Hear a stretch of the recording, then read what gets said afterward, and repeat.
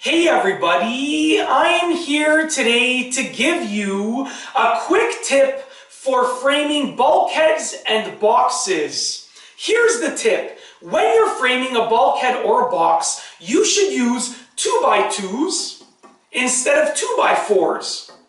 Now, I will explain the reasoning behind this tip, okay? 2x4s are awesome for framing walls and building things, but they are unnecessarily large for framing a bulkhead or a box.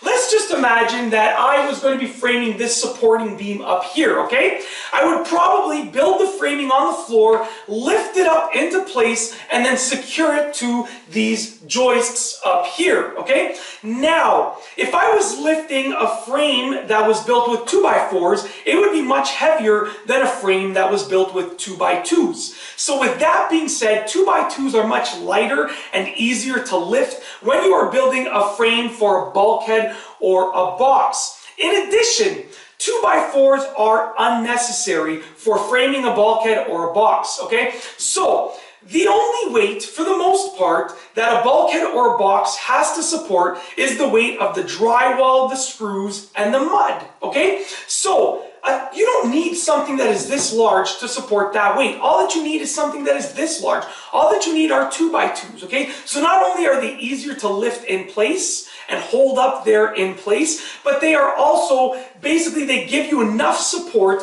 but they don't offer too much support. They don't offer an unnecessary amount of support for framing a bulkhead or a box. So they're easier to lift in place. They provide you with the necessary support, but not too much support.